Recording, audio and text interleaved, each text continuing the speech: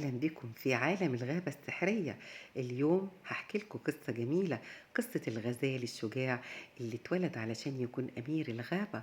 عنده أصحاب كتير زي توتو الأرنب وليلي الغزالة الجميلة وفيكو الثعلب. في يوم جميل وفي قلب الغابة الكبيرة حصل حدث مفرح قوي. اتولد غزال نونو صغير وجميل اسمه زيكو. كل الحيوانات فرحت وقالت ده أمير الغابة. اجتمعوا الحيوانات وكل واحد جاب هدية، اللي جاب فاكهة واللي جاب زهور واللي جاب حاجات لطيفة.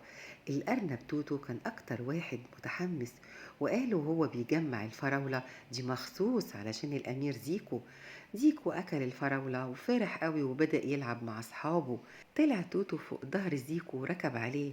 قالت مامة زيكو بخوف خلي بالك يا حبيبي ما توقعش صاحبك. بعد شوية لعب وجري توتو في الغابة يقول اتولد الأمير زيكو.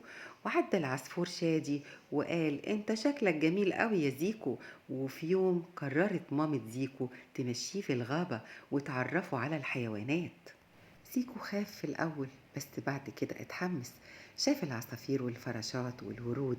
زيكو كان كل ما يشوف حاجة يقول اسمها غلط وتوتو يضحك ويصلحها له. شافه بسبس واقف على الشجرة. قال بسبس اسمك ايه يا أمير؟ قال له أنا زيكو.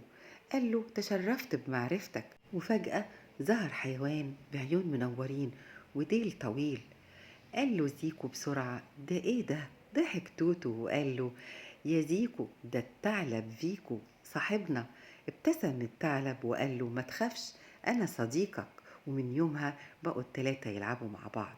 كبر زيزو شوية وجه الشتاء والغابة كلها بقت بيضة من التلج. حتى الأكل بقى قليل قوي. وفي يوم زيكو لقى شوية عشب تحت التلج، فجاب ماما وقعدوا ياكلوا. وفجأة سمعوا صوت عالي. ماما قالت له نام على الأرض بسرعة يا زيكو. الحيوانات كلها جريت وحد كان بيصرخ وبيقول ده في صياد جاي. زيكو جري بسرعة ولما وقف ملقاش مامته. أتاري مامته كان الصياد أخدها وجاله باباه وهو حزين وقال له مامتك مش هترجع تاني ولازم تبقى قوي وتعتمد على نفسك. عدى الوقت وكبر زيزو وطلع له قرون قوية. وفي يوم قابل غزالة جميلة اسمها ليلي. قالت له بابتسامة فاكرني يا زيكو؟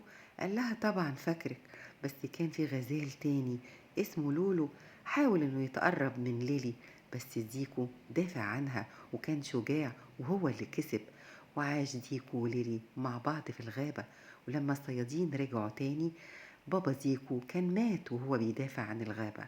ساعتها زيكو جمع كل الحيوانات بتاعة الغابة وقال لهم ده بيتنا ولازم نحميه. وبشجاعة وبقوة خلى الصيادين يمشوا وبقى زيكو ملك الغابة. وفي الآخر ربنا رزق زيكو وليلي بصغيرين وعاشوا في أمان وفي سعادة. في الختام حبايبي دي كانت مغامرات زيكو أمير الغابة مع أصحابه.